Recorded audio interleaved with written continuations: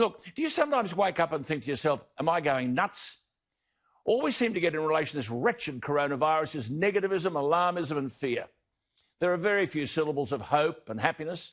I see polls today which tell us that 62% of voters agree that Daniel Andrews has handled the pandemic well. Queenslanders have backed Anastasia Palaszczuk. 68% say she's doing well.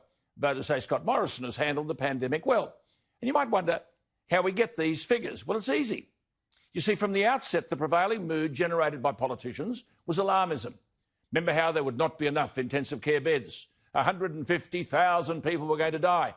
And this was fed to us in press conferences every night. So if the argument being ventilated is death is around the corner unless you do as Big Brother politician tells you, then when you wake up in the morning you think, oh, God, I'm alive. I've got Daniel Andrews to thank for that. He tells me this thing kills you and I'm alive.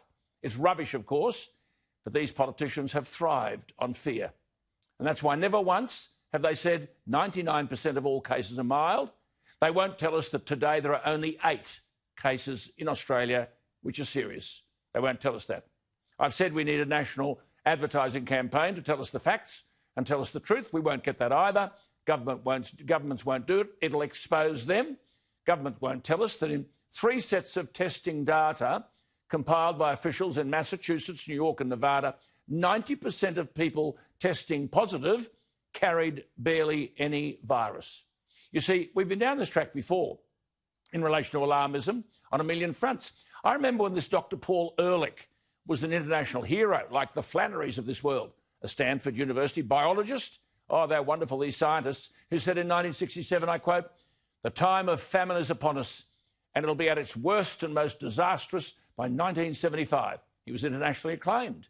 This is like telling us we'll run out of intensive care beds. 150,000 people will die. And this is like the Spanish flu.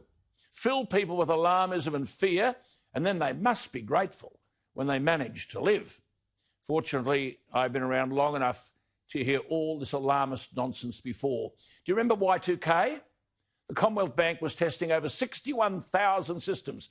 Over 1,500 were date sensitive. So by the year 2000, of course, they'd fail, wouldn't they? Critical sites, kaput.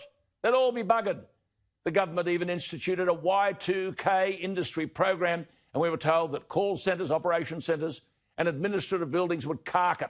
The Commonwealth Bank had a Millennium Program Director. Do you remember what happened to Y2K and the Y2K bug?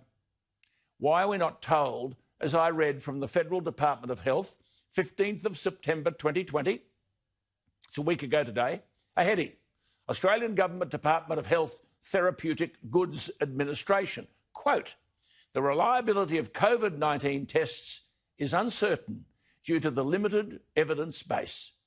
I repeat, the reliability of COVID-19 tests is uncertain due to the limited evidence base. That's the Australian Government's Department of Health 1 week ago. And it further says, quote, there is limited evidence available to assess the accuracy and clinical utility of available COVID-19 tests. Does anyone tell you that? If not, why not? So what's it mean? Donald Trump spoke at this Davos World Forum earlier this year and got it right in refreshing simplicity. He said, quote, we must reject the perennial prophets of doom and their predictions of the apocalypse. They want to see us do badly. The alarmists, he said, have been wrong on previous occasions, predicting a population crisis, mass starvation and the end of oil. Well, where are the modelers and the scientists now and the prophets of doom? I'll tell you where they are. They're still at it. Now we're told we're entering a summer, which is going to be a nightmare. If you go to the beach, you'll have to stay a towel's length from the next person. You'll be able to go to the pub and drink with your mates, but only if you're sitting down. Your freedoms count for nothing. They're going to put a stop to the Aussie tradition of crowds at the beaches, and you'll be told by government to not hang around for too long and avoid the middle of the day. Where is the evidence to justify this? God knows what they'll do if you ignore them. And then this, we're told, is a year-long program. Year-long. You see, these politicians have got the power and they're going to hang on to it. And they've frightened you sufficiently so that presumably we believe, aren't they good people? They've saved our lives. Well, count me out of that crowd, I can tell you. We know how to look after our own health. We don't need some politician who in the real world would struggle to be appointed deputy principal of a primary school We don't need them telling us how to safeguard our own well-being. They keep talking about cases. They never tell us that 99% are mild and well over 99% recover. They just want to whip us up into a lather of fear. Oh, the Sydney fireworks will go ahead, by the way, but most people will watch them from home, so we're told. And for weddings, no dancing, no mingling, no singing, no more than 150 guests, and only the bride and groom are allowed on the dance floor. So we're going to have wedding police, I suppose. And if you go to the movies, well, you'll have to sit 1.5 metres apart. Screenings will be staggered to allow staff to disinfect the facility. Where is the evidence that tells us these things must happen, that these things assist people's health? Christmas Day? Oh, you can only have 20 guests at home. So there'll be Christmas Day police, I suppose. And there's a daily limit on visitors, so long as there are no more than 20 at a time at Christmas. Who makes these rules? And the politicians are loving it. They've never been so powerful. They want to rule our lives.